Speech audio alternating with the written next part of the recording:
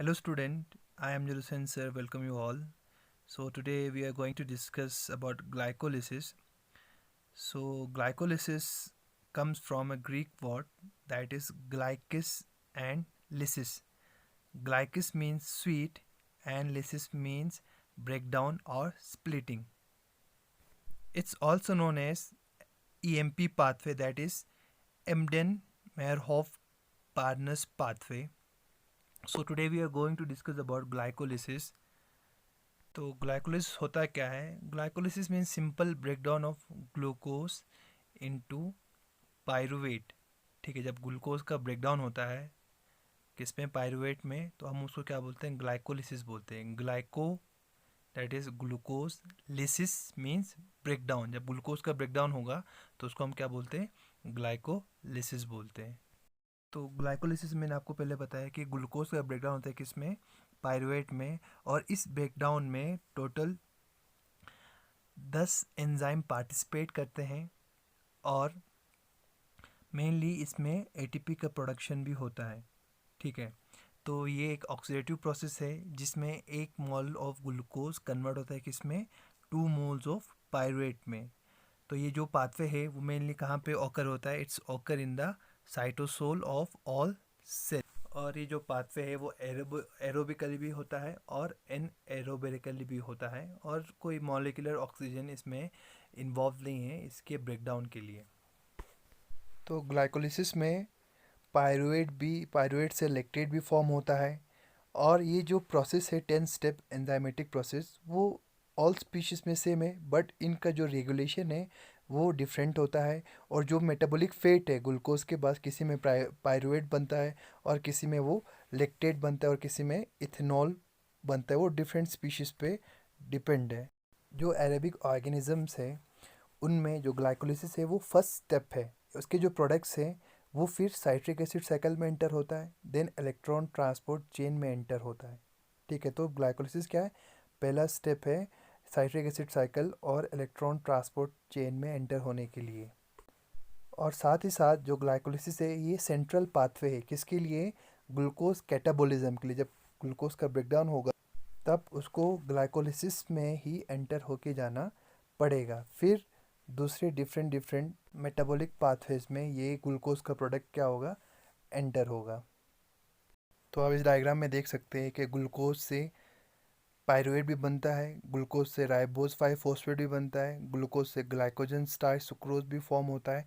और इसी ग्लूकोज से जो एक्स्ट्रा सेलुलर मैट्रिक्स और सेल वॉल में जो पॉलीसेकेराइड है वो भी इसी ग्लूकोज से फॉर्म होता है. तो ग्लूकोज एक मेन सेंट्रल प्रोडक्ट की तरह, कंपोनेंट की तरह काम करता है. अगर ग्लूकोज ग्लाइकोलिसिस में चला गया तो वहाँ पे पायरुवेट फॉर्म होगा. अगर ग्लाइकोजिनोलिसिस में जाएगा तो वहाँ पे ग्लाइकोजन फॉर्म होगा. और अगर ऑक्सीडेटिव पेंटोस फॉस्फेट में एंटर होगा तो वहाँ पे राइबोस 5 फॉस्फेट फॉर्म हो. और यही राइबोस 5 फॉस्फेट से हमारा जो जेनेटिक मटेरियल है आरएनए डीएनए फॉर्म होता है. देन अगर वो स्ट्रक्चरल पॉलीमर्स में चला गया तो वो सिंथेसाइज करेगा किसका? जो एक्स्ट्रा सेलुलर मैट्रिक्स में या सेल वॉल में जो पॉलीसेकेराइड है उसका फॉर्मेशन करता है. कौन? यही ग्लूकोज. तो आप डायग्राम में देख सकते हैं ये सिंपल फ्लो चार्ट बनाया है ग्लूकोज का, ग्लाइकोलिसिस का. तो देखो आप, ग्लूकोज से पहले ग्लूकोज 6 फॉस्फेट, फिर ग्लूकोज 6 फॉस्फेट से फ्रुक्टोज 6 फॉस्फेट, फिर फ्रुक्टोज 6 फॉस्फेट से फ्रुक्टोज 1,6 बिस फॉस्फेट, फिर फ्रुक्टोज 1,6 बिस फॉस्फेट से डाईहाइड्रोक्सी एसीटोन 3 फॉस्फेट और ग्लाइसरल डिहाइड 3 फॉस्फेट. देन उसके बाद ग्लाइसरल डिहाइड 3 फॉस्फेट एंटर होता है किसमें? 1,3 बिस फॉस्फेट ग्लाइसरेट में. देन 1,3 बिस फॉस्फोग्लाइसरेट कन्वर्ट होता है किसमें? 3 फॉस्फोग्लाइसरेट में. देन 3 फॉस्फोग्लाइसरेट 2 फॉस्फोग्लाइसरेट में. देन 2 फॉस्फोग्लाइसरेट कन्वर्ट होता है किसमें? फॉस्फोइनोल पायरुवेट में. देन फाइनल आपका प्रोडक्ट बनता है वहाँ पे पायरुवेट. ठीक है, तो ये एक ओवरव्यू है किसका?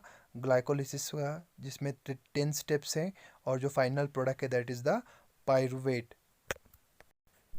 तो basically glycolysis is divided into 2 phase. एक को हम बोलते हैं प्रिपरेटरी फेज और दूसरे को बोलते हैं पे ऑफ फेज. ठीक है, तो ग्लाइकोलिसिस में क्या होता है? जो 6 कार्बन ग्लूकोज मॉलिक्यूल है उसका ब्रेकडाउन होता है 3 कार्बन पायरुवेट मॉलिक्यूल में. ठीक है। तो 2 पायरुवेट फॉर्म होता है किससे, 1,6 कार्बन ग्लूकोज मॉलिक्यूल्स में, ठीक है। तो पहला फेज जो है that is the preparatory phase, उसमें एनर्जी कंज्यूम होता है, और जो पे ऑफ फेज है उसमें एनर्जी प्रोड्यूस होता है, इसीलिए उसको प्रिपरेटरी फेज कहते हैं, क्योंकि अब प्रिपेयर होता है यहाँ पे ग्लूकोज, ठीक है। और दूसरा है पे ऑफ फेज, पे ऑफ फेज में एटीपी प्रोड्यूस होता है। तो जो पहला फेज है प्रिपरेटरी फेज, इसमें ग्लूकोज का ब्रेकडाउन होता है किसमें, जो लास्ट प्रोडक्ट है प्रिपरेटरी फेज का दैट इज ग्लाइसरॉल्डिहाइड 3 फॉस्फेट और डाईहाइड्रोक्सीस्टोन 3 फॉस्फेट, ठीक है। तो यहाँ तक हम क्या बोलते हैं, प्रिपरेटरी फेज बोलते हैं। तो यहाँ पे दो एटीपी मॉलिक्यूल कंज्यूम होते हैं, किससे, ग्लूकोज से, ये जो डाईहाइड्रोक्सीस्टोन और 3 ग्लाइसरॉल्डिहाइड 3 फॉस्फेट बनने तक, ठीक है।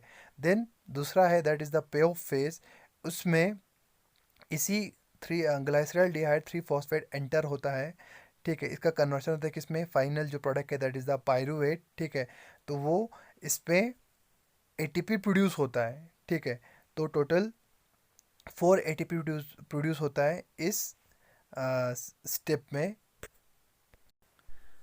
तो देखते हैं, तो जो 10 एंजाइमेटिक स्टेप है ग्लाइकोलिसिस का, उसमें से 5 जो स्टेप है वो किसके हैं, प्रिपरेटरी फेज के हैं। जिस फेज में ग्लूकोज कन्वर्ट होता है किस में, 2 प्रोडक्ट्स में, that is glyceraldehyde 3 phosphate and dihydroxy acetone phosphate. तो यहाँ तक क्या है, प्रिपरेटरी फेज है या प्रिपरेटरी स्टेप है, जहाँ पे ग्लूकोज कन्वर्ट होता है इन 2 मॉलिक्यूल्स में। ग्लाइकोलिसिस का सबसे फर्स्ट फेज है दैट इज़ फॉस्फोराइलेशन, ठीक। तो इसमें क्या होता है, जो ग्लूकोज है उसका कन्वर्शन होता है किसमें, ग्लूकोज 6 फॉस्फेट में, दैट इज़ जो कार्बन नंबर 6 है ग्लूकोज का, वहाँ पे फॉस्फेट ग्रुप ऐड होता है। और वो एंजाइम जो इस रिएक्शन को करवाता है वो है हेक्सोकाइनेज। तो हेक्सोकाइनेज के प्रेजेंस में ग्लूकोज 6 फॉस्फेट में कन्वर्ट होता है। तो एक्चुअली इसमें क्या, इस प्रोसेस में क्या होता है, फॉस्फोराइलेशन होता है ग्लूकोज कार्बन नंबर 6 का। तो जो काइनेज एंजाइम है उसका मेन फंक्शन क्या रहता है, तो जितने भी काइनेज एंजाइम्स हैं वो क्या करते हैं, वो ट्रांसफ़र करवाते हैं फॉस्फेट ग्रुप का 1 मॉलिक्यूल से दूसरे मॉलिक्यूल पे। तो यहाँ पे जो वो फॉस्फेट ट्रांसफ़र कर रहे हैं किसका, एटीपी का जो फॉस्फेट है वो ट्रांसफ़र कर रहे हैं किस पे, ग्लूकोज के कार्बन नंबर 6 पे, ठीक है। तो ये जो एंजाइम है हेक्सोकाइनेज, उसको, ये एक एलोस्टेरिक एंजाइम है, और साथ में ये एक आइसो एंजाइम भी है। आइसो एंजाइम का मतलब है कि उनका फंक्शन सेम रहता है, बट उनका जो केमिकल कंपोजिशन है, स्ट्रक्चर है, और उनका जो काइनेटिक है वो क्या होता है, डिफरेंट होता है। तो हेक्सोकाइनेज एक तो एलोस्टेरिक एंजाइम है, मींस उनका एक्टिव साइट से छोड़ के उनको दूसरे साइट से भी रेगुलेट कर सकते हैं, या उनको कंट्रोल किया जा सकता है। तो यहाँ पे जो एटीपी है वो फॉस्फेट डोनर है, और फॉस्फेट का एक इम्पॉर्टेंट फंक्शन यहाँ पे ये भी है कि जब ग्लूकोज सेल के अंदर एंटर होता है साइटोप्लाज्म में, तो फॉस्फेट जब उस ग्लूकोज पे बाइंड हो जाता है तो वो ग्लूकोज 6 फॉस्फेट में कन्वर्ट हो जाता है, तो वो सेल के साइटोसोल से बाहर एक्स्ट्रा सेलुलर मैट्रिक्स में जा नहीं पाता है, वो ट्रैप हो जाता है उसी साइटोप्लाज्म में। तो ये भी एक इम्पॉर्टेंट रोल है किसका, फॉस्फेट का। तो ये जो हेक्सोकाइनेज है वो एलोस्टेरिक एंजाइम है, तो इसको रेगुलेट करते हैं एटीपी, और जो मैग्नीशियम है वो भी एक इम्पॉर्टेंट रोल प्ले करता है यहाँ पे, क्योंकि इन प्रेजेंस ऑफ मैग्नीशियम और एटीपी तभी ये एक्टिवेट होता है। अगर सिर्फ एटीपी होगा तो ये एक्टिवेट नहीं होता है, तो मैग्नीशियम भी होना यहाँ इम्पॉर्टेंट है ताकि ये एंजाइम एक्टिवेट हो। तो अब इस डायग्राम में देख सकते हैं, तो एक्चुअली होता क्या है, जो ग्लूकोज का कार्बन नंबर 6 है उसका हाइड्रोक्सिल ग्रुप अटैक करता है किस पे, जो एटीपी है उसके गामा फॉस्फेट पे, that is the terminal phosphate, ठीक है, उस पर अटैक करता है और उस बॉन्ड को ब्रेक कर देता है, और जो फॉस्फेट है वो कार्बन नंबर 6 पे अटैच हो जाता है, और जो एडीपी है वहाँ से रिलीज हो जाता है। ये जो रिएक्शन है वो किसके प्रेजेंस में होता है? हेक्सोकाइनेज एंजाइम्स के प्रेजेंस में होता है। तो हेक्सोकाइनेज 4 टाइप्स के होते हैं। Hexokinase first, second, hexokinase third and hexokinase fourth. Hexokinase 4 को ग्लूकोकाइनेज भी कहा जाता है, जो मेनली लिवर में पाया जाता है, स्मॉल इंटेस्टाइन में पाया जाता है और पेनक्रियाज में भी पाया जाता है। जो हेक्सोकाइनेज फर्स्ट है वो सारे मेमेलियन सेल्स में पाया जाता है। हेक्सोकाइनेज सेकंड, थर्ड वो मसल्स और एडिपोज टिश्यू में पाया जाता है। और हेक्सोकाइनेज 4 अभी मैंने बताया कि लिवर में पाया जाता है। तो जो हेक्सोकाइनेज फर्स्ट, सेकंड, थर्ड है उनका जो इनिबिटर है वही उस जो प्रोडक्ट है ग्लूकोज 6 फॉस्फेट, वही उनका इनिबिटर है। बट जो ग्लूकोकाइनेज है दैट इज़ द हेक्सोकाइनेज 4, उसका इनिबिटर ग्लूकोज 6 फॉस्फेट नहीं है बल्कि fructose 6 phosphate as a inhibitor वहाँ पे काम करता है। तो जैसे कि मैंने पहले बताया कि अगर सिर्फ एटीपी प्रेजेंट होगा तो ये जो एंजाइम है हेक्सोकाइनेज वो इनिबिट हो जाता है, क्योंकि जो एटीपी है सिंगल ही प्रेजेंट होगा तो वो एक कम्पिटिटिव इनहिबिटर साबित होता है इस हेक्सोकाइनेज के लिए। बट अगर वो मैग्नीशियम के साथ प्रेजेंट होगा तो उसको इनिबिट करने की जगह एक्टिवेट कर देता है। अब जो नेक्स्ट स्टेप है ग्लाइकोलिसिस का, दैट इज़ द आइसोमेराइजेशन। तो इसमें क्या होता है? कन्वर्शन होता है ग्लूकोज 6 फॉस्फेट का, किसमें? फ्रुक्टोज 6 फॉस्फेट में। तो ये दोनों क्या है? आइसोमर फॉर्म से शुगर के, ठीक है। तो glucose 6 phosphate is a aldose sugar and fructose 6 phosphate is a ketose sugar, ठीक है। तो ये एक दूसरे के आइसोमर फॉर्म्स है। तो यहाँ पे जो एंजाइम पार्टिसिपेट करता है दैट इज़ द आइसोमेरेज। कौन सा आइसोमेरेज? फोस्फोहेक्सोज आइसोमेरेज। फोस्फो क्योंकि फॉस्फेट है, हेक्सोज इसलिए क्योंकि ये 6 कार्बन शुगर है। तो आइसोमेरेज इसलिए क्योंकि ये दोनों के आइसोमर फॉर्म है, इसीलिए यहाँ पे फोस्फोहेक्सो आइसोमेरेज यूज़ हुआ है, ठीक है। तो in presence of phosphohexose isomerase glucose 6 phosphate which is a aldose sugar converted into fructose 6 phosphate which is a ketose sugar. तो यहाँ पे आप डिफिनेशन में देख सकते हो आइसोमेरेज का, that enzyme that catalyse the transformation of compound into their positional isomer is called isomerase. तो अब इस डायग्राम में देख सकते हो कि ये जो रिएक्शन है, तो सबसे पहले जो ग्लूकोज 6 फॉस्फेट है वो साइक्लिक फॉर्म में प्रेजेंट है, तो वो पहले ओपन होगा, ठीक है। जब वो एंजाइम के साथ बाइंड होगा, देन उसके बाद जो एंजाइम के एक्टिव साइट पे ग्लूटामीन एमाइनो एसिड प्रेजेंट है, वो क्या करता है? प्रोटॉन एब्स्ट्रैक्ट करता है कार्बन नंबर 2 से ग्लूकोज 6 फॉस्फेट के, जिससे क्या होता है वहाँ पे बॉन्ड रीअरेंजमेंट हो जाता है और वहाँ पे एक इंटरमीडिएट फॉर्म होता है that is the cis enediol intermediate.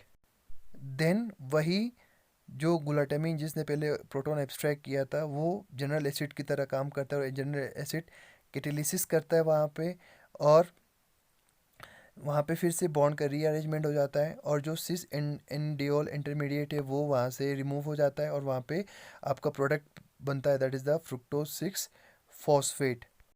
अब जो प्रोडक्ट फॉर्म हुआ फ्रुक्टोज 6 फॉस्फेट वो वहाँ से डिसोशिएट हो जाता है। देन फ्रुक्टोज 6 फॉस्फेट जो रिंग है वो फिर साइक्लिक फॉर्म में आ जाता है और वो जो रिंग है वो क्लोज हो जाता है। In this way, glucose 6 phosphate is converted into fructose 6 phosphate in presence of enzyme phosphohexoisomerase. Now, the third step is phosphorylation. तो इस स्टेप में क्या होता है? फ्रुक्टोज 6 फॉस्फेट का कन्वर्शन किस में होता है? फ्रुक्टोज 1,6 बिस फॉस्फेट, ठीक है। तो हम यहाँ पे बाई नहीं बोलते या डाई नहीं बोलते, क्योंकि बाई और डाई हम तभी यूज़ करते हैं जब एक ही कार्बन पे 2 फॉस्फेट मॉलिक्यूल प्रेजेंट होंगे तो हम बाई या डाई यूज़ करते हैं। बट यहाँ पे ऐसा नहीं है, यहाँ पे कार्बन नंबर 1 और कार्बन नंबर 6 पे अलग अलग फॉस्फेट प्रेजेंट है, इसीलिए बिस फॉस्फेट हम यहाँ पे जो टर्म है वो यूज़ करते हैं, ठीक है। तो ये जो रिएक्शन होता है वो किसके प्रेजेंस में होता है? In presence of enzyme phosphofructokinase 1 PFK1। और यहाँ पे फिर से फॉस्फेट का ट्रांसफ़र होता है कार्बन नंबर 1 पे, ठीक है। तो यहाँ पे फिर से जो एंजाइम है दैट इज़ काइनेज, मैंने आपको बताया था काइनेज हमेशा ट्रांसफ़र करता है किसका? फॉस्फेट ग्रुप का। तो यहाँ पे जो फॉस्फेट डोनर है दैट इज़ द एटीपी। तो एटीपी का एक फॉस्फेट ट्रांसफ़र होता है किसके पास? ये कार्बन नंबर 1 पे फ्रुक्टोज 6 फॉस्फेट के, ठीक है। तो इन प्रेजेंस ऑफ मैग्नीशियम। तो ये स्टेप क्या है, इम्पॉर्टेंट है, इरिवर्सिबल है और रेगुलेटरी स्टेप है। तो ये जो एंजाइम है फ्रुक्टोकाइनेज 1, वो मोस्ट इम्पॉर्टेंट और कम्प्लेक्स रेगुलेटरी एंजाइम है, जिसके बहुत सारे एलोस्टेरिक इनहिबिटर्स हैं और एक्टिवेटर्स हैं। जैसे कि एटीपी इसका एलोस्टेरिक इनहिबिटर है, बट फ्रुक्टोज 2,6 बिस फॉस्फेट इसका क्या है, एक्टिवेटर है, ठीक है। एडीपी और एमपी आल्सो इसको एक्टिवेट करता है फॉस्फोफ्रुक्टोकाइनेज 1 को, बट जो citrate which is a product of Krebs cycle, वो क्या है, इसका इनहिबिटर है। तो ये बहुत ही मोस्ट कम्प्लेक्स रेगुलेटरी एंजाइम है ग्लाइकोलिसिस का। तो जो फर्स्ट स्टेप और जो थर्ड स्टेप है, दोनों पे एटीपी यूज़ होता है, क्योंकि यहाँ पे फॉस्फेट ग्रुप का ट्रांसफ़र होता है एटीपी से, इसीलिए। और ये दोनों प्रोसेस क्या है, इरिवर्सिबल है। और दोनों पे एंजाइम यूज़ होता है, कौन सा, काइनेज। एक पे हेक्सोकाइनेज और दूसरे पे phosphofructokinase 1। Now the next step is of glycolysis is cleavage. तो इसमें क्या होता है, जो फ्रुक्टोज 1,6 बिस फॉस्फेट है, वो कन्वर्ट होता है किसमें, दो प्रोडक्ट्स में, दैट इज डाईहाइड्रोक्सीएसीटोन फॉस्फेट और ग्लाइसरल्डिहाइड 3 फॉस्फेट। तो जो एंजाइम ये जो रिएक्शन करवाता है वो है एल्डोलेस। तो एक्चुअली ये जो रिएक्शन है वो है एल्डोल क्लीवेज, जो बिल्कुल अपोजिट है एल्डोल कंडेंसेशन के। तो इस रिएक्शन में क्या होता है हम देखेंगे नेक्स्ट डायग्राम में। तो जो फर्स्ट स्टेप है इस रिएक्शन में, ये है जो सबस्ट्रेट है, that is fructose 1,6 bis phosphate, वो बाइंड होता है किसके साथ, एंजाइम के साथ, that is the aldolase. Then second step है, जो एप्सिलॉन अमाइनो ग्रुप है लाइसिन के ऊपर, वो अटैक करता है जो सबस्ट्रेट है उसके कार्बोनाइल ग्रुप पे, that is the second carbonyl group, और वहाँ पे एक प्रोटोनेटेड स्किप बेस फॉर्म होता है, साथ में वहाँ से वाटर भी लॉस हो जाता है। आप डायग्राम में देख सकते हो जो पहले के जो 3 स्टेप है वो है मेनली किसके लिए, जो प्रोटोनेटेड शिप बेस फॉर्म होता है, और उसी टाइम पे देख लो आप वहाँ से वाटर भी रिमूव होता है वहाँ पे, that is loss of water. अब जो एक्टिव साइड में टायरोसिन प्रेजेंट है, वो जनरली एक जनरल बेस की तरह एक्ट करता है और मेनली एल्डोल क्लीवेज करवाता है थर्ड और फोर्थ कार्बन के बीच में, किसके, फ्रुक्टोज 1,6 फॉस्फेट से, जिससे वो बॉन्ड ब्रेक हो जाता है और वहाँ पे एक इनामीन इंटरमीडिएट फॉर्म होता है, और साथ में जो पहला प्रोडक्ट है वो रिलीज होता है, that is the glucose glyceraldehyde 3 phosphate.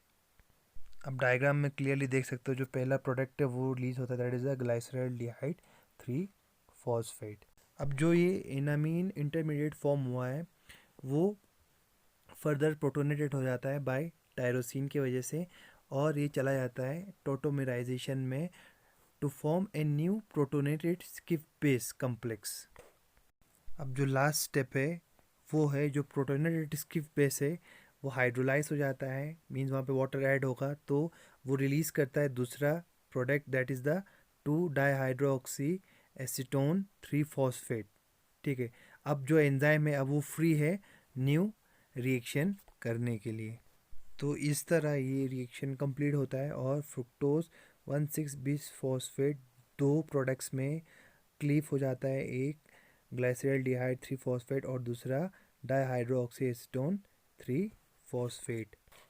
अब ये नंबरिंग बहुत इंपॉर्टेंट है, कभी कभी नेट में पूछा जाता है कि जो फ्रुक्टोज 1,6 बिस फॉस्फेट है उसके कार्बन जो प्रोडक्ट्स बने हैं क्लीवेज के बाद, उसके कौन से कार्बन का नंबरिंग होता है। तो फ्रुक्टोज 1,6 बिस फॉस्फेट का कार्बन नंबर 1, डाईहाइड्रोक्सीटोन का कार्बन नंबर 1 रहता है, और उसका कार्बन नंबर 2, डाईहाइड्रोक्सीटोन का कार्बन नंबर 2, और फ्रुक्टोज 1,6 बिस फॉस्फेट का कार्बन नंबर 3, डाईहाइड्रोक्सीटोन का कार्बन नंबर 3 रहता है। बट ग्लाइसरल्डिहाइड 3 फॉस्फेट का carbon number 1, fructose 1,6 bis phosphate का कार्बन नंबर 4 है, और उसका carbon number 2 fructose 1,6 bis phosphate का कार्बन नंबर 5 है, और उसका carbon number 3 fructose 1,6 bis phosphate का कार्बन नंबर 6 रहता है। जो नेक्स्ट स्टेप है दैट इज़ आइसोमेराइजेशन। तो डाइहाइड्रोक्सीटोन फॉस्फेट और ग्लाइसरल डिहाइड 3 फॉस्फेट क्या है, आइसोमर है, तो वो एक दूसरे में इंटर कन्वर्ट होते रहते हैं। तो जो ग्लाइसरल डिहाइड 3 फॉस्फेट है वही इंटर हो पाता है नेक्स्ट पे ऑफ फेस में। तो जो डाइहाइड्रोक्सीटोन फॉस्फेट है उसका कन्वर्शन होता है किसमें, ग्लाइसरल डिहाइड 3 फॉस्फेट पे। जो एंजाइम ये रिएक्शन करवाता है वो है ट्रायोस फॉस्फेट आइसोमेरेज, क्योंकि दोनों क्या है, आइसोमर, एक अल्डोस ग्रुप है और दूसरा कीटो मॉलिक्यूल है।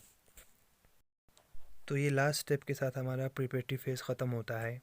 तो हमने अभी तक देखा कि ग्लूकोज 6 फॉस्फेट में कन्वर्ट होता है, ग्लूकोज 6 फॉस्फेट फ्रुक्टोज 6 फॉस्फेट में, फ्रुक्टोज 6 फॉस्फेट फ्रुक्टोज 1,6 फॉस्फेट में, और फाइनली जो लास्ट प्रोडक्ट है that is glyceraldehyde 3 phosphate और डाइहाइड्रोक्सीटोन फॉस्फेट।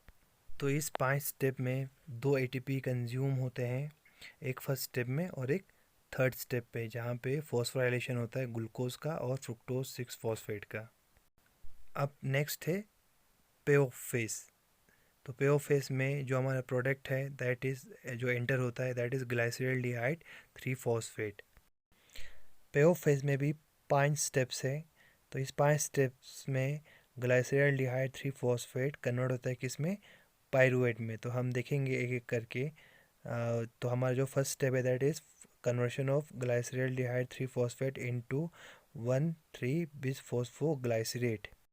ये जो रिएक्शन है वो ऑक्सीडेशन है, और जो एंजाइम इसमें पार्टिसिपेट करता है that is glyceraldehyde 3 phosphate dehydrogenase. तो dehydrogenase enzyme mainly oxidation reduction reactions करवाता है।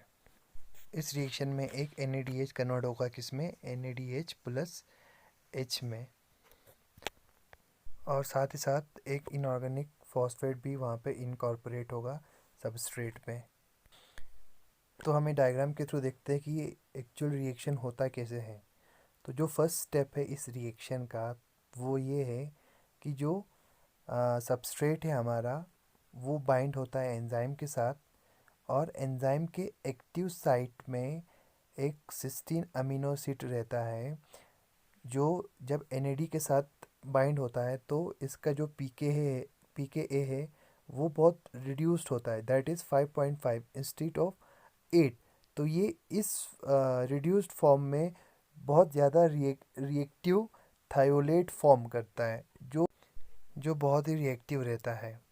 जो सेकेंड स्टेप है, इसी रिएक्टिव थायोलेट ग्रुप की वजह से वहाँ एक कोवेलेंट थायो हेमीएसिटल लिंकेज फॉर्म होता है सबस्ट्रेट और जो थायोल ग्रुप है सिस्टीन के उसके बीच में। आप देख सकते हैं डायग्राम में सिस्टीन का जो सल्फ़र ग्रुप है वो उसने कार्बन नंबर 3 पे अटैक किया है और वहाँ पे एक थायोहेमिस्टल लिंकेज फॉर्म किया है। अब नेक्स्ट स्टेप में क्या है, जो एंजाइम सबस्ट्रेट इंटरमीडिएट फॉर्म हुआ है वो ऑक्सीडाइज्ड हो जाता है। उसको ऑक्सीडाइज कौन करता है, जो NAD प्रेजेंट है एक्टिव साइट में वो उसको ऑक्सीडाइज करके कर देता है। अब नेक्स्ट स्टेप में क्या होता है, बाहर से NAD एंटर होता है एक्टिव साइट में, और वहाँ पे जो एक्टिव साइट में NADH प्रेजेंट है वो वहाँ से लॉस हो जाता है, और साथ में इनऑर्गेनिक फॉस्फेट भी वहाँ पे एंटर होता है। वो फॉस्फेट अटैक करता है फिर से कार्बोनाइल ग्रुप पे, जिसकी वजह से जो कार्बन और सल्फ़र के बीच में बॉन्ड बना था वो ब्रेक हो जाता है, और वहाँ पे हमारा प्रोडक्ट रिलीज़ होता है दैट इज़ 1,3 बिस फॉस्फोग्लाइसरेट। और जो हमारा एंजाइम है वो फिर से फ्री हो जाता है नेक्स्ट रिएक्शन करने के लिए। तो इस रिएक्शन में हमने देखा कि एक NADH रिलीज़ होता है और इनऑर्गेनिक फॉस्फेट कंज्यूम होता है, और साथ में हमारा प्रोडक्ट फॉर्म होता है 1,3 बिस फॉस्फोग्लाइसरेट। जो सेवन्थ स्टेप है that is substrate level phosphorylation. इसमें ATP फॉर्मेशन होता है किससे, ADP से। इस रिएक्शन में 1,3 बिस फॉस्फोग्लाइसरेट का कन्वर्शन होता है किसमें, 3 फॉस्फोग्लाइसरेट में, इन presence of enzyme phosphoglycerate kinase. तो आपको पहले ही बताया था काइनेज का क्या काम रहता है कि वो ट्रांसफ़र करता है फॉस्फेट ग्रुप को। तो यहाँ पे जो डोनर है that is the 1,3 bis phosphoglycerate, और जो एक्सेप्टर है वो है ADP। तो ADP एक फॉस्फेट एक्सेप्ट करके कन्वर्ट होता है किसमें, ATP में, और 1,3 bis phosphoglycerate donate phosphate donate करके क्या बनता है 3-फॉस्फोग्लाइसरेट। तो इसको सबस्ट्रेट लेवल फॉस्फोराइलेशन भी कहा जाता है। और ये जो प्रोसेस है वो क्या है, रिवर्सिबल भी है। Now the eighth step is conversion of 3-phosphoglycerate into 2-phosphoglycerate. This reaction is carried out by enzyme phosphoglycerate mutase. तो म्यूटेज वो एंजाइम है जो मेनली ट्रांसपोजिशन करते हैं किसके फंक्शनल ग्रुप का, जैसे कि फॉस्फेट्स हैं, सल्फेट्स हैं। तो इस रिएक्शन में क्या होता है, जो फॉस्फेट ग्रुप है कार्बन नंबर 3 पे फॉस्फोग्लाइसरेट के, वो ट्रांसफ़र होता है कहाँ पे, कार्बन नंबर 2 पे। इंट्रामोलिकुलर ट्रांसफ़र हो रहा है यहाँ पे किसका, फॉस्फेट का। और ये कौन करवा रहा है, फॉस्फोग्लाइसरेट म्यूटेस। ये रिएक्शन भी क्या है, रिवर्सिबल है। तो हम डायग्राम में देखेंगे तो ये रिएक्शन होता कैसे है। तो ये रिएक्शन होता है मेनली जो एक्टिव साइट रहता है एंजाइम का, वहाँ पे एक हिस्टिडीन प्रेजेंट रहता है। ठीक है, उस हिस्टिडीन के पास ऑलरेडी फॉस्फेट ग्रुप रहता है। तो जो पहला स्टेप है इस रिएक्शन का वो है binding of the enzyme with the substrate. तो जैसे ही बाइंड होता है तो जो हिस्टिडीन है इस एंजाइम के एक्टिव साइट में, वो क्या करता है, वो अपना फॉस्फेट इस 3-फॉस्फोग्लाइसरेट को ट्रांसफ़र करता है, जिसकी वजह से ये 3-फॉस्फोग्लाइसरेट किस में कन्वर्ट होता है, 2,3-बिस-फॉस्फोग्लाइसरेट में, जो एक इंटरमीडिएट है। देन यही हिस्टिडीन उस 2,3-बिस-फॉस्फोग्लाइसरेट के कार्बन नंबर 3 पे जहाँ पे फॉस्फेट है उस पर अटैक करता है और उसके फॉस्फेट को ले लेता है और फिर से फॉस्फोराइलेटेड फॉर्म में वो हिस्टिडीन आ जाता है। तो इस वे में क्या होता है, 2,3-फॉस्फोग्लाइसरेट का कन्वर्शन 2-फॉस्फोग्लाइसरेट में हो जाता है। दैट इज़ जो फॉस्फेट 3 कार्बन पे था वो अब सेकंड कार्बन पे ट्रांसफ़र हो गए बाय द एंजाइम म्यूटेस। जो 9th स्टेप है ग्लाइकोलिसिस का, दैट इज़ डिहाइड्रेशन।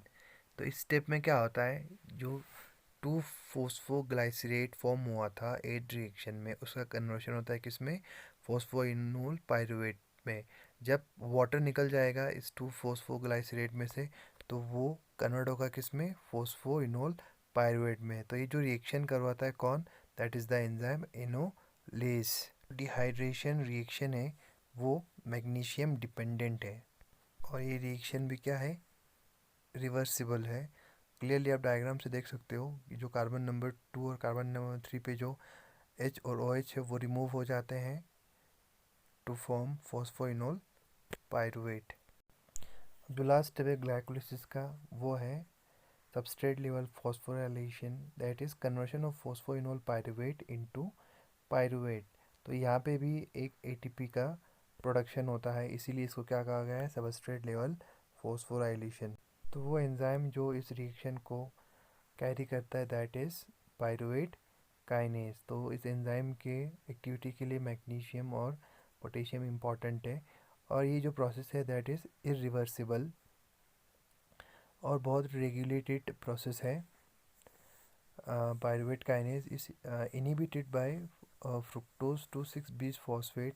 एलानिन का अगर स्टोरेज हुआ तो भी ये इनिबिट हो जाएगा और जो एस्टाइल को एंजाइम है या लॉन्ग चेन फैटी एसिड भी इसको इनहिबिट कर देता है। तो ये लास्ट स्टेप है ग्लाइकोलिसिस का, जिसमें फॉस्फोइनोल पायरुवेट का कन्वर्शन होता है किसमें, पायरुवेट में, और ADP is converted into ATP in presence of enzyme pyruvate kinase. तो इसी के साथ ग्लाइकोलिसिस के सारे स्टेप्स ख़त्म होते हैं। तो हम एक बार फिर से रिवाइज करेंगे। तो जो पहला हमारा फेज़ था that is the preparatory phase, इसमें ग्लूकोज का कन्वर्शन किस में होता है, ग्लाइसरल्डिहाइड 3-फॉस्फेट और डाइहाइड्रोक्सीस्टोन फॉस्फेट में। तो इस प्रोसेस में 2 ATP कंज्यूम होते हैं और एक 6 कार्बन ग्लूकोज मॉलिक्यूल का कन्वर्शन किस में होता है, 2 3 कार्बन मॉलिक्यूल्स में, दैट इज़ ग्लाइसरल्डिहाइड 3-फॉस्फेट और डाइहाइड्रोक्सीस्टोन फॉस्फेट। और इन दोनों में से सिर्फ एक ही एंटर होता है आपके पेओ फेज में, दैट इज़ ग्लाइसरल्डिहाइड 3-फॉस्फेट। जो नेक्स्ट फेज है दैट इज़ द पेओ फेज, इसमें ग्लाइसरल्डिहाइड 3-फॉस्फेट का कन्वर्शन किस में होता है, पायरुवेट में। तो इस फेज में एक NADH दो एटीपी फॉर्म होते हैं किससे, एक ग्लाइसरॉल्डिहाइड 3 फॉस्फेट में। बट हमें पता है कि वहाँ पे प्रिपरेटरी फेज में दो ग्लाइसरॉल्डिहाइड 3 फॉस्फेट फॉर्म होते हैं। तो इसका मतलब ये है कि दो NADH फॉर्म होंगे और 4 ATP यहाँ पे प्रोड्यूस होंगे। तो आप डायग्राम में देख सकते हैं कि ग्लाइकोलिसिस के 10 स्टेप्स हैं एंजाइमेटिक।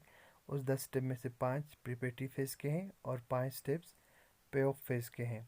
और प्रिपरेटरी फेज में एक 6 कार्बन ग्लूकोज मॉलिक्यूल से दो तीन तीन कार्बन मॉलिक्यूल्स फॉर्म होते हैं, दैट इज़ द ग्लाइसरॉल्डिहाइड 3 फॉस्फेट और डाइहाइड्रोक्सीस्टोन फॉस्फेट।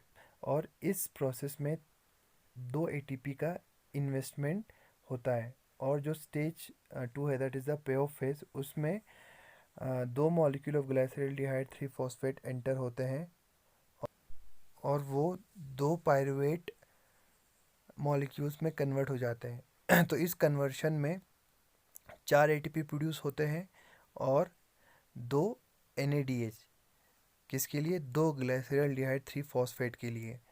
तो अगर हम ATP गेन देखेंगे तो टोटल दो ATP गेन होता है, क्योंकि दो ATP ऑलरेडी प्रिपरेटरी फेज में इन्वेस्ट हो चुका है। तो 4 - 2 = 2, तो 2 ATP और दो NADH। तो अगर आपको किसी ने पूछा कि फॉस्फेट का क्या इंपॉर्टेंस है, तो आप नीचे देख सकते हो। सबसे पहले फॉस्फेट की वजह से नेगेटिव चार्ज डेवलप होता है ग्लूकोज के ऊपर, जिससे वो मेम्ब्रेन को क्रॉस नहीं कर पाता है और साइटोप्लाज्म में ट्रैप्ड हो जाता है। दूसरा, जो फॉस्फेट है वो फ्री एनर्जी को कंजर्व करके रखता है, बाद में ATP फॉर्मेशन में वो यूज़ होता है।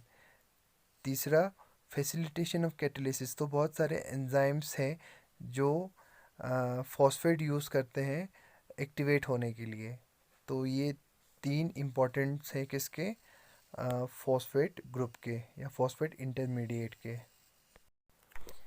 तो हम अगर नेट एनर्जी गेन देखेंगे तो 10 रिएक्शंस थे। तो जो फर्स्ट स्टेप है वहाँ पे एक ATP यूज़ होता है, देन जो थर्ड स्टेप है वहाँ पे एक ATP यूज़ होता है। तो जो प्रिपरेटरी फेज है उसमें दो ATP यूज़ होते हैं और पे ऑफ फेज में जो 6 स्टेप है वहाँ पे एक NADH फॉर्म होता है और 7th स्टेप में एक ATP फॉर्म होता है और जो लास्ट स्टेप है वहाँ पे एक ATP फॉर्म होता है। तो टोटल दो ATP और एक NADH। बट हमें पता है दो फॉस्फोग्लाइसरेट एंटर होते हैं, ग्लाइसरॉल्डिहाइड 3 फॉस्फेट एंटर होते हैं प्रिपरेटरी फेज में, सॉरी पे ऑफ फेज में।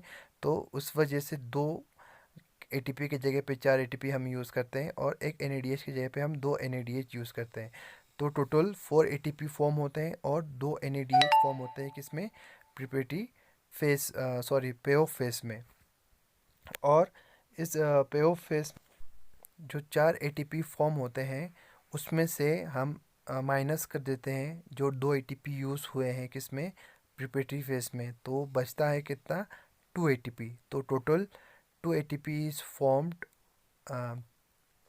इन ग्लाइकोलिसिस। और ये जो दो NADH है वो Krebs cycle then electron transport chain में एंटर होगा। इलेक्ट्रॉन ट्रांसपोर्ट चेन में एंटर होके ये क्या करते हैं, ये ATP फॉर्म करते हैं। तो एक NADH 2.5 ATP फॉर्म करता है, तो दो NADH कितना करेगा, 5।